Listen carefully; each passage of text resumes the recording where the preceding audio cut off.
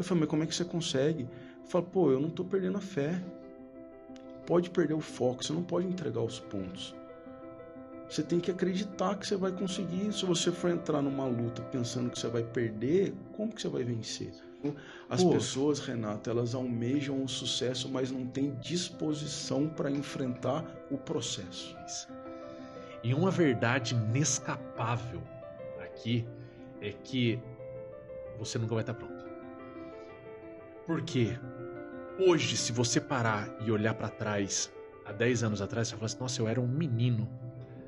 E daqui a 10 anos, quando eu olhar 10 anos para trás e eu me ver conversando com você, eu vou falar, quando eu tava conversando com Jacó, eu era um menino. Que legal, velho.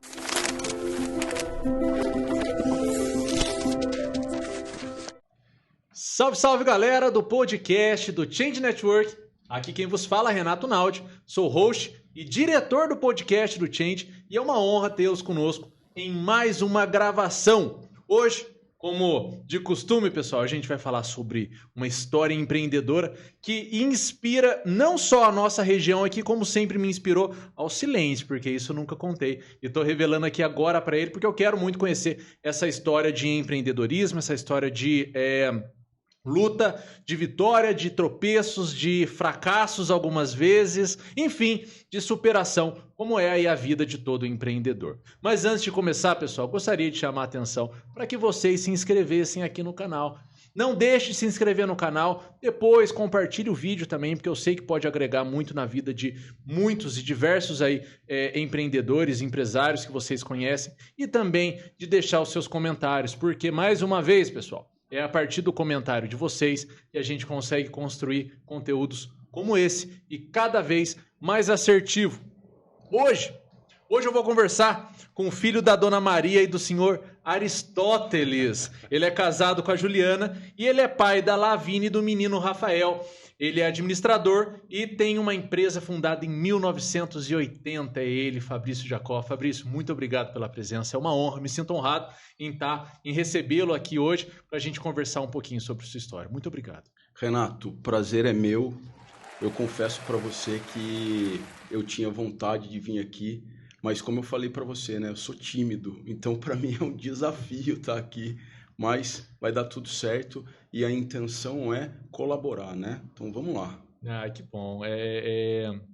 Até é engraçado, né? Quando eu fiz o convite pro Fabrício, ele falou, Renato, eu sou tímido, eu acho que eu não vou não. Daí eu falei assim, pô, então tá, então vamos deixar pra frente. Não, mas espera aí, vamos conversar de novo, calma. Então eu vi que tem uma barreira e isso foi muito legal. Quero que essa conversa seja leve, tranquila, porque você vai contar para mim essa trajetória maravilhosa aí que tem a empresa, que eu descobri que foi fundada em 1980, descobri hoje que foi fundada em 1980 e não tinha o nome Jacó do Gesso. Conta essa história para mim primeiro aí, como é que foi? Vou contar, mas antes eu vou contar para você como é que eu consigo superar essa barreira da timidez. Ai, que pia. Eu fiz um processo de mentoria há mais ou menos uns 5 anos atrás. E conversando com o mentor, eu falei para ele, né, da timidez, que eu não gostava de ficar fazendo publicação em mídia social, gravando vídeo, participar de evento, tudo. E ele foi escutando, Renato, foi escutando. E depois que eu falei tudo, ele falou assim, ó, tudo bem, eu respeito que o Fabrício, pessoa física, seja tímido, não goste de participar, de se expor, mas o Fabrício, diretor do Jacó do Gesso, ele tem que fazer isso porque faz parte do trabalho dele. E aí esse foi um dos tapas na cara que eu levei na mentoria. Então hoje, como diretor do Jacó do Gesso, que eu vim aqui conversar com você e participar desse bate-papo. Esse é um insight muito bacana e muito válido. Acho que já rola aí o primeiro grande ensinamento da noite, porque a gente precisa fazer essa diferenciação, né? Eu sempre digo para as pessoas que o profissional ele tem que ser tido como marca. Então, assim, hoje, como você disse aí, está vestido de diretor do Jacó do Gesso, representando a empresa, toda a história e independente se você é tímido ou não, você tem que superar realmente aí por uma questão profissional. Eu estou representando aqui um time e uma história, né, Renato? Então, se eu negasse esse convite, eu ia estar remando contra essa história e esse time. Então, em respeito à história e ao time que eu tô aqui para conversar com você, superando minha timidez. Então, seja muito bem-vindo, meu irmão. Vamos lá. Conta essa história maravilhosa aí. Então, o Jacó do Gesso já é um senhor, né? A empresa já tem 43 anos. E começou com meu pai, o senhor Aristóteles. Eu acho que como tem um nome muito difícil, e ficou Jacó. Jacó é sobrenome. Tanto que quando eu vou visitar cliente, ele fala assim, eu te chamo como? Eu falei, chama de Fabrício, chama de Jacó, tá tudo certo. Jacó é sobrenome, eu sou Jacó também, né? Então, meu pai, Renato, tem uma história de vida muito legal, muito legal. Ele é nordestino e, como todo nordestino, né, passou apuro, fome, seca, escassez de trabalho, enfim. E com 18, 19 anos, ele foi servir o exército brasileiro no canal de Suez, no Egito. Meu pai é um boina azul. E aí ele foi para o canal de Suez na guerra, voltando com 19 anos. Isso em que ano? Com 19 anos, isso foi em 64, 65. Voltando, ele ficou em São Paulo. E olha que história interessante. Ele ficou, Renato, 2 anos morando em São Paulo, vivendo de bilhar. De bilhar? Ele morava num apartamento, aí ele tinha como se fosse um empresário que arrumava os jogos para ele. Ele ia jogar apostando, ficou 2 anos morando em São Paulo, vivendo de jogo de bilhar. Agora eu só preciso saber o seguinte, eu já sei que você herdou muita coisa do seu pai, tanto é que você carrega a empresa hoje, você está aí à frente, né, da Jacó do Gesso. Eu tenho uma mesa de sinuca em casa. Quando a gente for fazer aquele churrasco, eu te chamo pra jogar ou não? Chama pra jogar que você vai ganhar e vai ficar feliz. Que bom. Eu vou deixar você feliz. Então tá bom. Aí, Renato, 2 anos vivendo em São Paulo com dinheiro de bilhar. Olha que interessante. E aí ele prestou um concurso público para trabalhar no Estado, na Secretaria de Saúde. E passou e veio para o Vale do Paraíba. Então, olha lá, um nordestino do interior de Pernambuco veio parar, foi servir o Exército Brasileiro no Egito, veio parar em São Paulo, ficou 2 anos morando em São Paulo com dinheiro de bilhar, prestou um concurso público e chegou no Vale do Paraíba, trabalhar na campanha de vacinação da varíola, enfim, né? Um trabalho muito bonito também pelo Estado. E, paralelo com o trabalho do Estado, ele viu a oportunidade de vender o gesso. E como que ele viu, né? Como que ele percebeu essa oportunidade? As minas de gesso estão no Nordeste, né? O gesso é um minério. E meu tio tinha uma fábrica de gesso lá. Então, meu pai montou um depósito de gesso em Aparecida para comercializar o gesso para as fábricas de imagem. Então, ele foi conciliando o trabalho do Estado com o comércio de gesso. Máximo, né? Empreendedor e corajoso, né, pô? Né? Muita coragem, ousadia, visão. E aí ele ficou bastante tempo comercializando o gesso. Então, era comércio. Só revendia. E aí, nessa época já tinha depósito, ele estocava e vendia, fazia o estoque dele. Fazia o estoque dele, tinha um depósito em parceria com o irmão. Na época chamava Irmãos Jacó. Irmãos Jacó. Aí a gente já está em 1980. Não, aí a gente tá em 1980, verdade, está em 1980, Irmão Jacó. E aí, com o passar do tempo, foram perguntando para ele, mas por que você não presta serviço? Por que você não faz? Porque tem uma oportunidade aqui e ali. Foi fazendo contato, treinando a equipe e a empresa foi ganhando uma roupagem diferente. Então, além da venda de material, começou a prestar serviço. E durante muito tempo ele foi líder de mercado aqui. Mas ainda assim, em conjunto com o trabalho. Com a Secretaria de Saúde, com o trabalho. E aí, Renato, foram aí 25 anos. Olha para você ver, você ficar à frente de uma empresa 25 anos.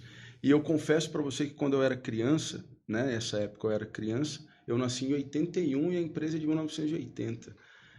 Eu via ele chegar em casa cansado e falando, puxa, estou cansado, né? Com aquelas reclamações corriqueiras do empresário, do empreendedor. Eu falava, puxa, mas eu acho que meu pai reclama demais. Puxa, mas não era motivo para estar tão cansado. E hoje, esse ano, eu estou completando 18 anos na frente da empresa e eu entendo com certeza o cansaço do meu pai. E dou muito mais valor por tudo que ele fez hoje que eu vivencio isso daí, entendeu? E aí, do Irmãos Jacó, aí passou naquela época que o disque era moda, né? Disque pizza, disque... E aí foi disque gesso do Jacó. Aí ele saiu de Aparecida, veio para Guará, ficou, eu acho que umas 2 ou 3, né, galpões aqui em Guará.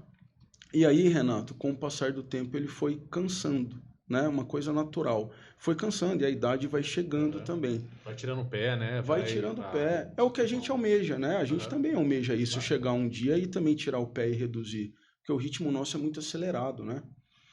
E eu fui bancário, Renato, né? Então eu faço aniversário em dezembro. Então eu fiz 18 anos em dezembro e eu falava para minha mãe, falei, mãe, eu tinha terminado o terceiro colegial, eu falei, mãe, eu não quero fazer cursinho. Eu quero trabalhar, pô. Sempre gostei de trabalhar, de olhar para frente, de querer, né? Mas enquanto adolescente você trabalhava com seu pai ou não? Não, enquanto adolescente eu estudava e praticava esporte pra caramba. Eu gostava muito de jogar bola, tinha o sonho de ser jogador de futebol. O sonho, mas não tinha habilidade, então não casou. E aí ficava focado no estudo e na prática do esporte, né? E fiz 18 anos. Meu tio, na época, trabalhava no RH do Bradesco e eu queria trabalhar, não queria fazer cursinho para fazer uma faculdade, né? Enfim. E cheguei pro meu tio, né? Conversando com ele, falei, tio, para trabalhar no banco eu preciso fazer o quê? Né? Que faculdade que eu tenho que fazer? Porque era obrigatório estar cursando faculdade, né? Falou, ó, economia, direito, administração. Eu falei, pô, vou fazer administração então. Pra você ver como é que a administração entrou na minha vida. E aí comecei a fazer administração. Renato, aí com 18 anos, né? E aí... Em 2000. 1989. Isso, 99. Em março de 2000, eu já estava fazendo faculdade e já estava trabalhando no banco e morando fora, com 18 anos. E fui gostar da faculdade no terceiro ano. Começo da faculdade, muita teoria, muito maçante. Eu sou muito prático, cara. Eu sou executor, né? TGA, muito prático. Né? Teoria geral da administração, E aí, né? Você está trabalhando no banco, você se espelha no gerente geral da agência. E naquela época, o pessoal mais antigo de banco não era obrigado a fazer faculdade. E o meu gerente, que era um cara top, numa agência em Taubaté, no centro, uma agência grande. Naquela época, Taubaté só tinha 2 agências do banco que eu representava. Não tinha curso superior. Eu chegava com meus amigos na faculdade e falava, mas por que eu preciso de faculdade? Pô, se o cara não precisa, o cara é bom pra caramba, né? Então eu tava com essa briga interna dos 3 primeiros anos de faculdade. E aí, a partir do terceiro ano, eu percebi que eu tava no lugar certo, né? Porque saiu ali da teoria e começou a linkar a teoria com a prática, com a parte de empreendimento e tudo, e aí foi indo. E no banco, Renato, eu cresci muito rápido. Então, eu entrei no banco com 18 anos. Com 21 anos, eu estava supervisionando 20 agências, viajando para tudo que é lugar. E... Eu fui bancário também. Você foi bancário? Que legal. Eu tive um período curto também de banco. Eu pedi um desligamento, mas a minha carreira também no banco uma ascensão foi bem rápida. Então você também sabe que a vida de bancário não é fácil, né? Não é fácil. E pessoal, aí para vocês bancários, aqui tá 2 provas que existe vida pós-banco. Existe vida pós-banco, com certeza. Eu me lembro que quando eu pedi demissão, a minha gerente chegou em mim e falou assim, Renato, vai lá e depois você conta para mim se existe vida pós-banco. Ela estava curiosa. Ela estava curiosa. Aí quando eu pedi, nesse tempo, Renato, eu comecei a assediar meu pai. Pai, puxa, tô querendo sair, deixa eu ir lá com você, tenho ideia disso, tenho ideia daquilo. E ele, não é a hora ainda, eu acho melhor você ficar, você tá em ascensão, dá mais um tempinho, né? Receio de pai, normal, né, Renato? A vida do empreendedor é muito louca, é cheia de alto e baixo. Então, assim, eu imagino que eu como pai, né? Imagino vendo o filho que tá indo bem, tá progredindo na carreira. Pô, você vai largar lá para você vir aqui, de repente passar aquele aperto comigo em algum momento? Será que é isso? Eu entendo. E hoje, se meu filho chegar para mim e fizer o mesmo pedido que eu fiz pro meu pai no passado, eu vou pensar também. Vou pensar. E aí chegou um belo dia que meu pai, cansado, gradativamente foi diminuindo, chegou ao ponto de ter um colaborador. Caramba. E ele foi chamado para trabalhar na prefeitura, que ele gosta de política, né? Ele é bem relacionado.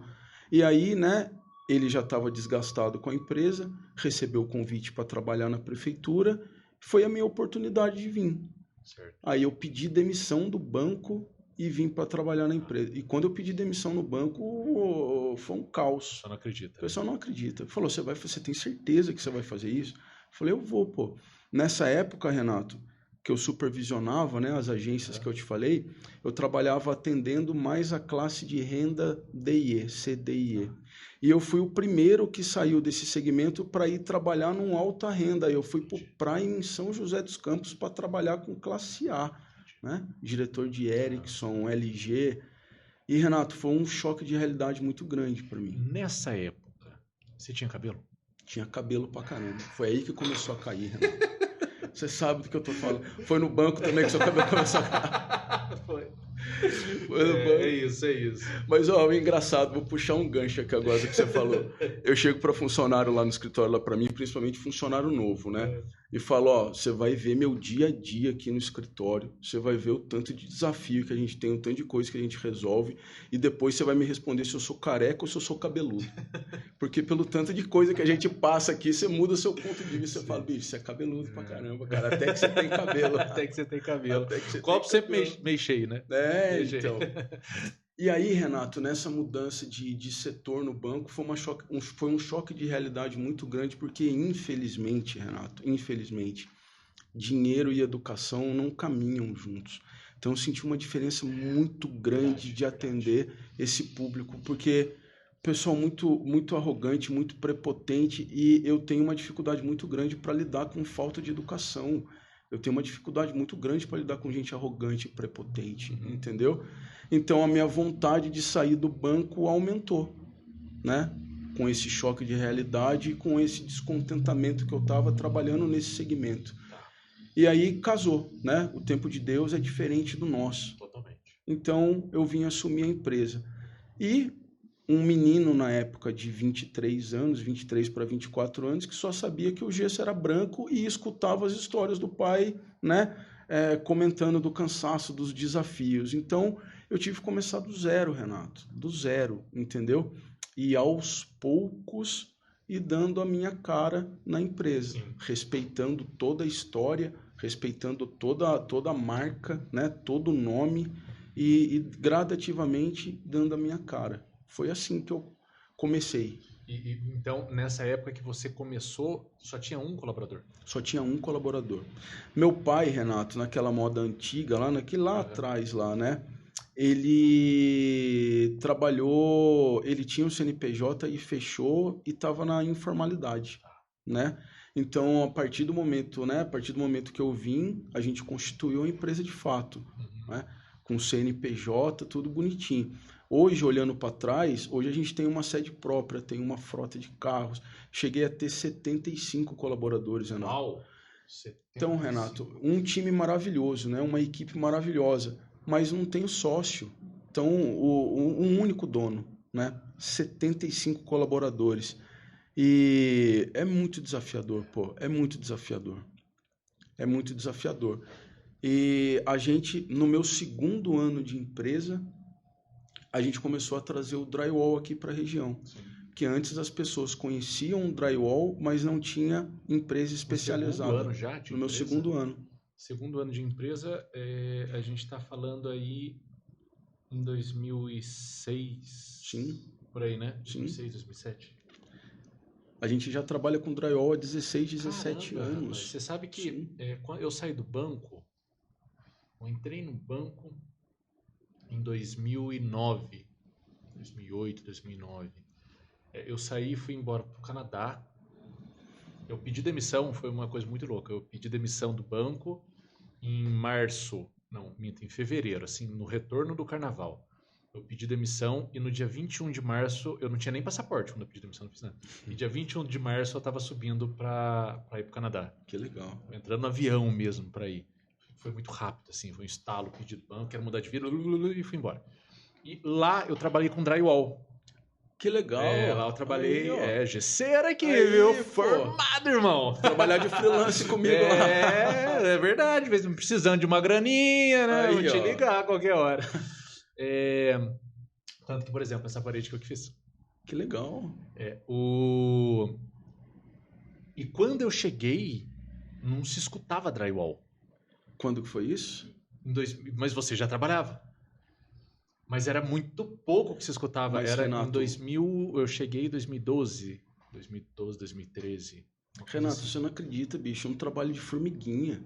De formiguinha, pensa bem que você... Aceitação, né? Como é que o pessoal vai... Como que eu vou aceitar uma parede de papelão? Uma quebra de paradigma absurda. É. Até hoje, você acredita que existe receio de cliente de colocar gesso no banheiro? Fala, mas pode pôr gesso no banheiro? O meu pedreiro falou que não pode. Falei, puxa, é uma coisa tão...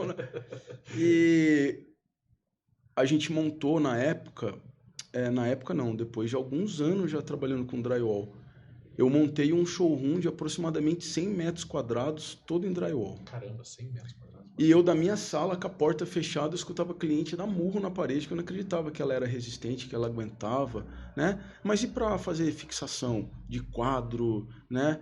E pra... Eu vou escutar o que o cara tá do outro lado lá. Renato, tem cada história engraçada, bicho. Fui atender um cliente uma vez para fazer um hotel inteiro pro cara, em drywall. Uhum. Porque... Até para que vocês entendam, pessoal, e você, obviamente, vai me corrigir, por favor, me corrija se eu estiver falando alguma bobagem, mas esses prédios que vocês chegam, normalmente eles fazem toda a estrutura e a divisão interna eles fazem todo de drywall. Exatamente isso. Porque é uma obra mais limpa, mais barata, mais rápida, muito mais rápida, não é pouco mais rápida, muito mais rápida. E a sujeira é menor, enfim... E detalhe, né? Você consegue montar do jeito que você quer. Sim, você tem ganho de área útil, porque a parede de drywall ela é mais fina. Perfeito. E aí, né, a história desse cliente, então ele ia montar um hotel. Se eu não trabalhar na mão de obra, você já viu que comercial dá pra ir, né? Vambora, pô, vambora. E aí esse cliente estava na dúvida se ele ia fazer em drywall ou em alvenaria. Porque se você pensa nisso no projeto, você economiza muito na fundação, porque o drywall é mais leve do que a parede de alvenaria. Olha aí, então tá nessa fase. Nem nisso. Não, então tava nessa fase, né? O que ele fez? Ele foi numa dessas redes, o Ibis da vida, né? Que é tudo em drywall. Ele ficou num quarto, o irmão dele no quarto do lado. Ele ligou a televisão no último volume, começou a gritar no quarto para ver se o... Olha o teste e aí prático, fez hein? um test drive. E aí o drywall foi aprovado. Foi aprovado. E aí já se foram, né, Renato, ao longo desses anos, várias obras, desde shopping até hotel. E aí uma coisa interessante, né? Trabalho gradativo, trabalho de formiguinha. Com o passar do tempo, a área comercial e industrial, o drywall teve uma aceitação e tem uma aceitação excelente. Já é uma coisa indiscutível. O cliente já não discute mais. E isso está começando a acontecer na residência. Hoje eu vou atender cliente que quer criar mais um cômodo ou quer subdimensionar um cômodo que ele já tem. Perfeito. Ele já vai para o drywall direto. Simples também, já vai né? direto. Muito Sabe prático. Que lá no Canadá, eu fazia casa. E assim, era um negócio muito louco. Às vezes eu conto, o pessoal não dá nem para acreditar. Mas quem já viveu lá, não me deixa mentir. Nós fazíamos, eu falo nós porque era eu e mais uma pessoa. Uma equipe de 2. A gente fazia residências de 3 pisos. Mas era o piso, o primeiro andar e o basement, né, o porão. Então eram 3 andares. A gente fazia... vinha a pessoa colocando o drywall e a gente vinha com o gesso. Então a pessoa colocava o drywall na casa toda interna. Em torno de 2 dias, mais ou menos. E a gente vinha com gesso em 2 dias, 2 dias e meio, estourando. Tinha que estar finalizada a casa toda com 3 mãos de gesso. Então assim, a gente passava as tapes entre as peças, isso. Vinha com o gesso no meio, inclusive as tapes também, né, nos encontros de parede. Sim. 3 vezes. Passava, lixava, e passava a última. E os supervisores, quando eles chegavam, eles vinham com o dedo assim, ó, passando na parede, porque não podia ter onda. Não podia ter... Era assim, era muito chato a parte de fiscalização. passava. E eu me lembro que quando eu cheguei, eu fiz um trabalho, a gente contratou um trabalho de drywall, e a pessoa fez, demorou pra dedéu, demorou 2 semanas pra colocar 2 paredes, e quando terminou, eu falei, meu Deus do céu, acho que eu preciso trabalhar com gesso, lá naquela época, né? Entendi. Mas aí, obviamente, a gente foi seguindo outro caminho, mas era muito novo. Quando eu cheguei lá, já era absurdo, assim, muito avançado, né? Sim, a parte de drywall lá. A aceitação no Brasil está numa crescente, né? Mas ela ainda, se você for ver a proporção por habitante, ela ainda é pequena. Imagino que seja. A estrutura lá era de aço galvanizado ou madeira?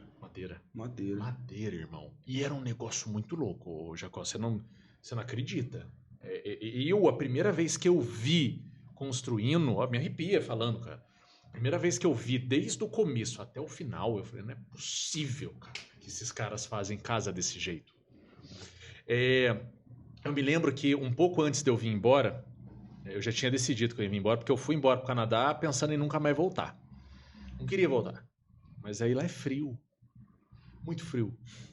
E fica mais frio ainda longe dos seus, né? Sim.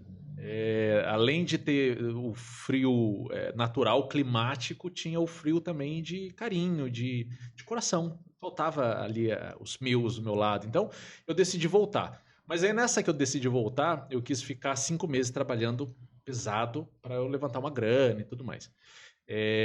Aí, se o fisco estiver escutando, não voltei com dinheiro, assim, escondido. Só pra deixar muito claro aqui. Mas trabalhei muito. E trabalhei muito. Trabalhava assim 12, 13, 15 horas por dia. No gesso é pesado, irmão. Você sabe, cara. Lixar, partezinha difícil, né? Cansativa essa de lixar, pó. E a gente tinha, como é muito frio, então a gente tinha que colocar os aquecedores dentro da casa até para maturar o gesso, para secar o gesso de um dia para o outro. Para conseguir entrar com a etapa de pintura, senão não dá para lixar. Para lixar. Porque eu tinha que lixar e passar a outra mão. Então imagina que a gente terminava a casa num dia, colocava o aquecedor e voltava no outro dia para lixar e passar a segunda mão. Mas enfim, contando a construção. Nesses últimos 5 meses, a gente assumiu algumas casas dentro de um loteamento novo. E esse loteamento novo ia sair, 200 casas em 1 ano e meio. Eu falei assim, como é que vai sair 200 casas com 3 andares, né? Contando o porão, com 3 pisos. Não tem jeito de sair em 1 ano e meio. E não tem nem buraco, era um monte de terra, Fabrício, era rural. Não faz, não tem jeito. E começaram as obras. Entraram as retroescavadeiras já com os caminhões, os basculantes, né? Então eles entravam, tiravam a terra e já jogavam no basculante e os basculantes saindo. E aquele 1 milhão de máquina retroescavadeira trabalhando. Aí vinha uns bitrens com aquelas caçambas todas abertas, com um monte de armação de ferro. E os muque atrás, os caminhões de muque atrás. Os caminhões de muque atrás, eles grudavam num monte de ferro, né? Era corrente, e puxava a corrente assim. Na hora que puxava a corrente, parecia que o negócio ia se montar, e montava como se fosse uma forma. Aí os caras começavam a puxar e montava a forma. E essa forma eles colocavam dentro do buraco. Aí eles colocavam a forma dentro do buraco e vinha o caminhão. Tipo aqueles que joga concreto em laje. Sim. Vinha aqueles caminhões e despejava já o concreto dentro do buraco, dentro da forma. Obviamente, dentro dessas formas, eles já colocavam todas as estruturas de ferro, né? Que eram os ferros 3/8, os ferros de construção. E já iam colocando as estruturas e chegava as armações de ferro, né? E chegava o gesso e jogava. Quando jogava esse gesso, não, desculpa, o concreto. Quando jogava esse concreto, eles deixavam nos pontos estratégicos dessa armação, tipo umas barras roscável grossa assim, em alguns cantos. Que daí depois de alguns dias, vinha o mesmo muque, puxava aquela armação e o basement já estava pronto. O porão ali já estava pronto. O porão é 100% de concreto e ferro. Que legal. Aí ficava aquelas pontas de rosca para cima e chegava as madeiras. Aí eles furavam a madeira, encaixavam, rosqueava a madeira, assim, ó, naquela ponta de ferro que tava ali, e começava a estrutura. Toda de madeira. Aí tinha a casa toda feita de madeira, ali dos 3 porquinhos, sabe? Toda feita de madeira. Aí, enquanto a pessoa fazia a alvenaria pro lado de fora, o pessoal do drywall já tava pregando as placas de drywall na casa toda. Aí depois chegava o pessoal do gesso. E saía o pessoal do gesso, já chegava o pessoal Enquanto o pessoal do gesso estava ali, os fios também, o pessoal já estava trabalhando com os fios. 3 meses a casa ficava pronta. Caramba. 3 meses. Então, assim, era possível entregar aquelas 200 casas, não me lembro a conta certa, mas aquelas 200 casas em 1 ano e 6 meses, tranquilo. Porque tinha um monte de equipe trabalhando, então ficava casa pronta do zero ao acabamento em 3 meses e pouquinho, já estava pronta para entregar, e aquela equipe já tinha passado por várias outras casas, porque eram várias equipes. A pessoa que fazia a alvenaria não fazia a parte interna, entendeu? Porque assim, normalmente a gente, aqui no Brasil tem essa ainda, né? Da construção até o final. A única coisa que o pedreiro não faz é o gesso e passar o fio. O resto faz tudo. Lá não, lá tem uma equipe para cada parte mesmo da construção. Isso é muito louco. Uma linha de produção, né? É uma linha de produção. Que legal. Fordismo ali, tem um negócio incrível. E aí, Renato, né? Que eu falei para você, no segundo ano a gente trouxe o drywall, porque a ideia era agregar coisa. Então, nesses 25 anos, meu pai trabalhou com o gesso convencional. O que é o gesso convencional? Revestimento na parede, Sim. no teto, a moldurinha, a sanca, né? Aquelas colunas romanas. Puxa, se tem uma obra que eu faço com uma satisfação ainda maior, são as igrejas, Renato. A gente já fez muita igreja. É mesmo? Aí você faz colunas... Você faz... Não, faz altar. Mas isso daí faz com forma? A gente molda lá na empresa, confecciona as peças na empresa. Algumas peças com forma, outras a gente faz numa bancada de fundição. Então aqui na região são inúmeras igrejas, Capela do Santíssimo, a gente já fez, puxa, tem muita coisa, Renato, tem muita coisa. Às vezes a gente vai conversar com o cliente e você fica comentando de algumas obras que você fez, que eu falo, não acredito que essa, não, fiz essa também. Shopping Buriti, a ampliação do shopping, eu não lembro quando que foi, mas foi na véspera que o shopping de Lorena estava inaugurando também. Então a gente trabalhou na ampliação do Buriti e trabalhou lá no shopping de Lorena também. O Ibis de Lorena, a gente trabalhou, estou falando das mais expressivas aqui perto, né? Enfim, eu não vou citar, senão eu vou esquecer e o pessoal vai ficar chateado comigo. E aí a gente agregou esses produtos, então a gente começou gradativamente a migrar para construção a seco. Ainda atendeu o gesso convencional, a gente faz isso até hoje, mas lá atrás a gente gradativamente começou a migrar para construção a seco. Quando você fala aí o gesso a seco, a construção a seca é o drywall. O drywall, e daí também hoje a gente atende na parte da placa cimentícia, que é para a área externa, um sistema construtivo parecido com o drywall, mas para a área externa. A gente hoje executa... Deixa eu só entender, essa daí eu não conheço. Essa placa cimentícia, como é que fala? Steel frame. Ah, tá. Só que o steel frame, ele tem função estrutural, então isso a gente ainda não faz porque a demanda aqui na região é muito pequena. Então, para a gente treinar a equipe, capacitar a equipe para uma demanda muito pequena, não compensa ainda, Renato. Então, pequenas coisas para a área externa a gente faz. Entendi. Certo?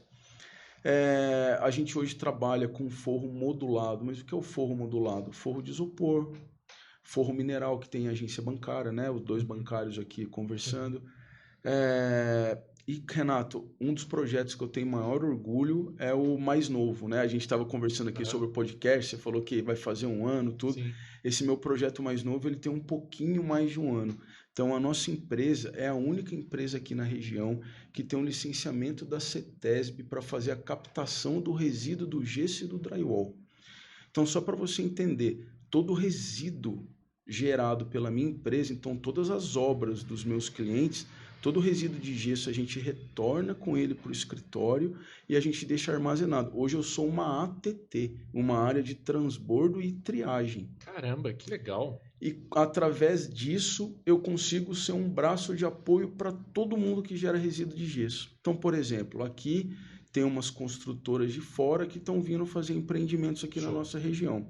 Essas construtoras já têm os parceiros fidelizados e eu respeito, tá tudo certo. Sim.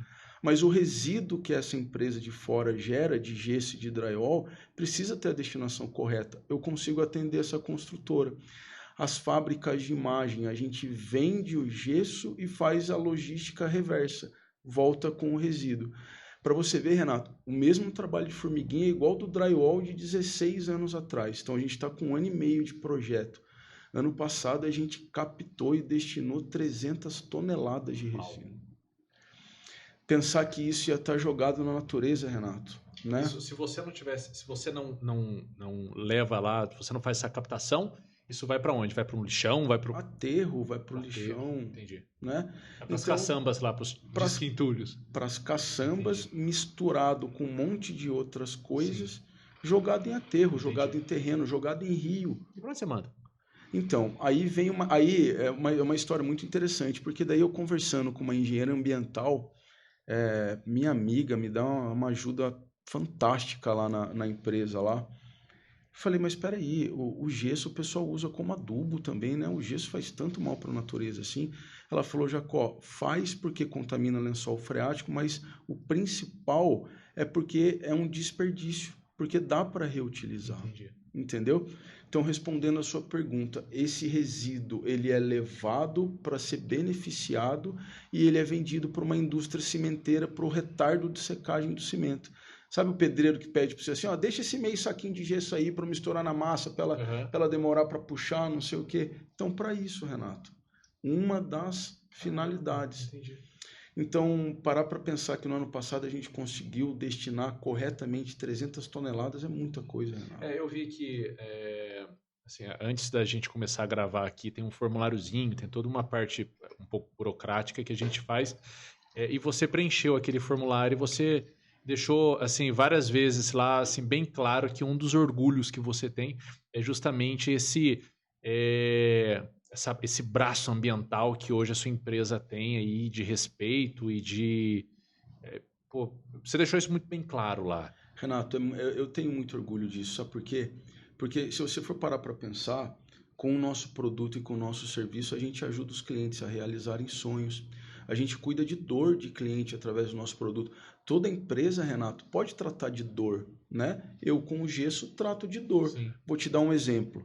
Semana passada, uma cliente me ligou com a voz toda chorosa, porque ela mora num apartamento e o apartamento de cima deu um vazamento e o teto do quarto dela, que é de forro, caiu. Ela mostrou uma foto para mim, caiu uma placa daquele gesso, né, convencional, aquela placa 60x60 que é pesada, no travesseiro dela. Então, se ela estivesse dormindo, tinha machucado muito ela. Imagina você chegar no seu apartamento ou você ver toda aquela bagunça. É uma dor, né? Na mesma hora, a gente conseguiu deslocar uma equipe, foi lá, retirou todo o resíduo para ela, né? Limpou, trouxe, deixou ele armazenado e depois de 2 dias eu estava lá com uma equipe já montando o forro novo para ela, tudo. A gente trata de dor na nossa empresa. Então, eu consigo realizar sonho e tratar de dor. Eu consigo empregar várias famílias. E agora eu tenho a minha contribuição socioambiental. Então eu consigo fechar esse ciclo. Todo o resíduo nosso lá no escritório, ele tem a destinação correta. Então a gente não agride a natureza. Então aí para os nossos clientes, fiquem cientes que o resíduo que o Jacó gera, ele é tratado, ele é destinado corretamente. Mais um diferencial do Jacó. Isso é sensacional. Sensacional. Uma coisa que você falou aqui, e eu até anotei aqui depois para te falar. Você dizia que você pensava, né, quando você olhava para o seu gerente geral, e voltando lá na época do banco, mas é só por conta de uma informação que você colocou lá. Quando você olhava para o seu gerente geral, mais antigo, e falava assim, poxa vida, ele não tem faculdade, e por que eu preciso ter faculdade? Aí depois de 3 anos que você começou a ver as coisas começaram a se encaixar na faculdade. Há umas semanas atrás, eu abri uma caixinha de perguntas lá no Instagram e perguntei sobre o que as pessoas queriam, algum tema que as pessoas queriam escutar, um debate no podcast. E um dos temas que eles colocaram lá, foi uma pergunta, na verdade, que eu já fiz no último podcast, eu vou fazer aqui para você também. Ela dizia assim, eu queria ouvir vocês falando sobre o que é mais vantajoso, fazer faculdade ou empreender? Aí até a Stephanie brincou, não, por que não os dois? Por que não os dois? Mas agora, puxando esse gancho que você disse do seu gerente geral lá, hoje, com um empreendimento, hoje aí com toda essa história que você, e toda essa bagagem empreendedora que você tem, inclusive de quem já fez faculdade, o que você acha? Porque hoje o conhecimento é abundante, né? Hoje a gente tem aí acesso a todo tipo de informação pela internet. O que você acha disso daí? Sobre faculdade, sobre... Renato, primeiro eu vou te parabenizar porque eu achei sua pergunta muito inteligente, muito coerente com o que a gente está conversando. E confesso para você que hoje eu tenho um pensamento diferente do que eu tinha no passado. Eu acho que o estudo é a base, você tem que ter base, né? Porque senão você vai ter vontade, você vai ter energia para empreender, você vai ter uma ideia boa, mas se você não tiver um mínimo de conhecimento, de base, não vai, Renato. E o empreendedor, o empresário, ele passa por diversos desafios a todo momento. E o empresário individual, que é o meu caso, por mais que você tenha uma equipe muito competente, que é o meu caso, às vezes você tem que tomar decisão sozinho, pô, né? Então, o preparo... Show, decisão. O preparo teórico, né? O estudo, ele é fundamental. Mas eu me sinto um privilegiado de ter conseguido conciliar o estudo com o trabalho, porque na prática, a prática é outra coisa, Renato. Então, eu consegui conciliar os anos de faculdade e o trabalho, e isso me ajudou muito. Eu atribuo também a isso essa ascensão rápida no banco, né? Pô, estou estudando, mas estou ali na prática ali também, que eu estou aprendendo ali, eu estou vendo o meu dia a dia aqui no trabalho, eu acho que dá para melhorar aqui, dá para fazer ali. Então você vai indo, você vai buscando o diferencial. O profissional tem que ter o diferencial dele. A gente, como empresa, procura o diferencial. Lembra da história? Puxa, eu vou começar a partir para construção a seco, eu vou trazer o drywall aqui para a região, mas depois o drywall, os concorrentes já vão trazendo também, porque você trouxe, eles vão trazendo. Então, um produto novo. Renato, falar em drywall, a maioria das pessoas, até das empresas prestadoras de serviço, e deixar uma coisa bem clara aqui para você, que eu respeito todos os meus concorrentes, pessoal de mão de obra informal, eu não me acho melhor do que ninguém, eu penso só um pouquinho diferente. A maioria conhece apenas 3 tipos de chapa de drywall, né? Para a área seca, para a área úmida e a resistente a fogo, que ela tem um tempo de retardo maior. Mas existem quase 30 tipos de chapa de drywall no mercado. Então, às vezes o cliente liga lá na empresa lá para fazer cotação, né? Então liga lá, eu queria saber quanto que é o preço da parede de drywall. Aí a instrução que a gente dá para os funcionários é devolver a pergunta para o cliente, mas que tipo de parede que você está precisando? E aí tem aqueles 10 segundos de silêncio no telefone lá, porque ele não sabe do que ele precisa. E aí, se ele está fazendo esse tipo de pergunta nas outras empresas e as empresas respondem, pode ser que elas não estejam muito preocupadas com o que o cliente está precisando. Entendi. Porque você tem que levar em consideração que área que ele está instalando, você tem que levar em consideração a altura da parede, porque você tem que oferecer resistência mecânica, você tem que perguntar para ele se o isolamento e o tratamento acústico é importante para ele, e isso é diferente, tratar o som e isolar é diferente. Então você entendeu como é que o negócio parece simples, mas é complexo? Olha que doido, né? Como que essa reflexão pode até ir longe, né? Tem uma biblioteca, eu esqueci agora qual que é a biblioteca. Se não é a maior do mundo, está entre aí as maiores do mundo, com mais livros, né? Ela foi construída e aparentemente ela afunda 2, 3 centímetros por ano, alguma coisa assim. Por quê? Porque quando foi feita a construção, não foi levado em consideração o peso do livro. E como tem muito livro, ela vai afundando gradativamente. Muito louco, né? Muito louco. Porque tudo influencia, como você disse. Qual é a sua necessidade? Qual é a sua necessidade? Então, Renato, isso é um diferencial, né? Então, voltando à sua pergunta, sem dúvida nenhuma, né? O estudo e a especialização é fundamental, mas a prática, Renato, a vivência. Uma vez eu escutei de uma arquiteta há muito tempo atrás, conversando com ela, e ela falando de dor, né? De alguns problemas que ela estava tendo com o cliente, ela falou: Fabrício, o pessoal não valoriza muito o meu trabalho, né? Quando eu vou montar uma proposta e passar. Eu tenho dificuldade para passar valor, porque eles querem preço e eu estou preocupado em passar o valor. E tem coisa, ela até mostrou assim, eu lembro certinho, ó, tem coisa que esse cabelo branco que está aqui, eu tive que passar por muita coisa. Eu tive que passar por muita coisa. Brincadeira à parte, Renato, a gente não tá careca à toa, não tá com barba começando a ficar branca à toa. É muita vivência, né? Mas com alicerce, com estudo, com preparo. Sim. Então, quando a gente trouxe o drywall para cá, foi uma coisa muito interessante, porque na mesma semana vieram os 3 maiores fabricantes de drywall lá na empresa. Os 2 primeiros, eu falei para ele assim, ó, tudo bem, eu quero trabalhar, eu acho interessante, mas eu quero fazer um curso, porque eu preciso entender o que eu vou oferecer para o meu cliente e eu preciso dar garantia para o meu cliente disso. Eles recuaram, Renato. Eles estavam interessados na venda, eles queriam um ponto de venda, que eles não queriam formar uma empresa prestadora de serviço. O terceiro, na minha frente, passou a mão no telefone. Uma semana depois, eu e 2 colaboradores, a gente estava na fábrica fazendo curso de instalação. Eu fiz curso de instalação de drywall também. Como é que eu vou fiscalizar uma obra e falar para o meu colaborador que o serviço não está legal se eu não sei como é que tem que ser feito? Depois desse curso, eu fiz curso de tipologia de parede, para montar tipologia. Fiz curso de especificação técnica. E aí, Renato, voltando também um pouquinho, lembra da coisa da mentoria, que o meu mentor me bateu falando que eu tenho...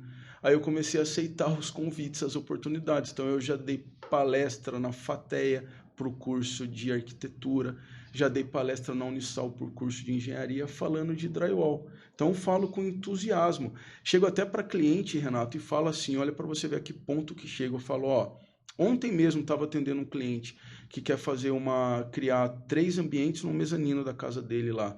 E estava na dúvida se ia fazer em drywall com alvenaria. Eu falei, ó, mesmo que você não faça comigo, você faça com outra empresa, faça com o drywall porque é bom. Se você vê um trabalho de drywall ruim, mal feito, você tem propriedade para falar, foi porque a instalação foi mal feita, porque o sistema é bom. O sistema é bom. E aí essa coisa de sempre buscar o novo foi que me fez buscar a parte do resíduo, da captação do resíduo. Eu achei que meu trabalho estava incompleto, eu não tinha fechado o ciclo ainda, entendeu, Renato? Você se acha imediatista? Você pensa e faz? Como é que é? Que legal. Eu tenho um contraponto na minha casa, Renato. Vou até mandar um beijo para minha mulher aqui, Juliana. Eu tenho um contraponto. Ela fala assim que eu sou super otimista. Vai dar certo, cara. Já deu certo. Vambora. E ela, não que ela seja pessimista, mas ela é o ponto ponderador, né? Então, quando eu tenho uma ideia, um insight, uma sacada, eu falo, Ju, gente, preciso conversar. O que aconteceu? Não, tô com uma ideia aqui, eu quero que você me prove que vai dar errado. Aí ela lá falando que vai dar errado e eu que dá certo. Em casa é assim também. Você tem o contraponto total. Também. Eu me lembro quando eu pensei no podcast. Eu pensei no podcast há mais ou menos 1 ano atrás. Falei pra Mayara, né? Cheguei em casa e falei assim, amor, eu acho que eu quero fazer um podcast. Ela falou assim, como assim? Eu expliquei pra ela falou assim, legal, tem que pensar direitinho, né? Eu dei sim. Aí depois passou acho que uma semana e meia mais ou menos, eu mandei as fotos pra ela das câmeras chegando, das coisas, ela, como assim? Eu falei assim, eu falei pra você que eu queria, você falou legal, aprovou. Legal, pô. E aí, tá um ponto bem bacana, que você falou aí sobre a decisão, a tomada de decisão. Eu me lembro que numa dessas, não sei se foi no podcast, mas numa dessas decisões que eu tomei rápido assim e realizei e fiz, a Mayara falou para mim, falou assim, você não pensa para fazer. E eu tive um insight que mudou um pouquinho até a minha forma de reagir para mim mesmo, porque a minha resposta para ela fez todo sentido. Ela falou assim, é isso, você tem razão. Foi para ela, não é que eu não penso para fazer, é que eu penso rápido. Então, assim, e pensar rápido está muito atrelado ao conhecimento que você tem. Se é faculdade, se é curso, se é vivência, não sei, mas é o conhecimento. É o treinamento que você se faz, ou que a vida faz com você, ou que outros profissionais fazem com você, a ponto de te capacitar para pensar rápido. Então, tive a ideia de fazer o podcast. Pô, teve a ideia de fazer o podcast? Pô, que legal. Pô, legal, aprovou. Aprovou, legal. Os próximos dias, para mim, foram consumindo conteúdos de como fazer um podcast. Comigo é exatamente assim, Renato. Aí você só pensa naquilo, bicho. Pensa naquilo. E vai anotando. Às vezes eu paro o carro, tô dirigindo, eu paro, eu anoto alguma coisa. É isso. Eu tenho uns 2 projetos engavetados lá de ideia que você vai tendo e vai anotando. Não tive coragem de falar pra Juliana ainda, mas depois eu falo. Eu tenho um problema com isso, um problemão, rapaz. Eu sempre tive vontade de tocar violão. Sempre tive vontade. Nossa. E com uns 17 anos, mais ou menos, 18 anos, eu comprei um violão, tentei tocar violão. Aí, em uma semana desisti, comprei umas revistinhas e não deu certo. Aí depois, com uns 22 mais ou menos, eu ganhei um violão, tentei, não toquei. Aí um dia, eu tava na minha sala ali, aí o Guilherme, que é o nosso diretor aqui, Doc, ele entrou e eu não sei por qual motivo, eu falei assim, você sabe tocar violão, não sabe? Aí ele falou assim, sei. Eu falei pra ele, puta, eu queria muito aprender a tocar violão. Isso há uns 3 meses atrás, mais ou menos. Cara, hoje eu tô tirando maior onda com violão. Que legal. Há uns 3 meses atrás, eu falei pra ele, ele falou assim, pô, aprende, deu. Tá aí. Era o incentivo que eu precisava. Pô, aprende, eu te ensino. Demorou. Ele trouxe o violão, no final do dia que ele me ensinava alguma coisa, acho que em uma semana eu já tava tocando uma música, e eu falei, pô, eu dou conta. Mas, Renato, perseverança, né, bicho? E perseverança. Aí, uma coisa que eu falo pra eles o tempo todo. O que mais move o ser humano?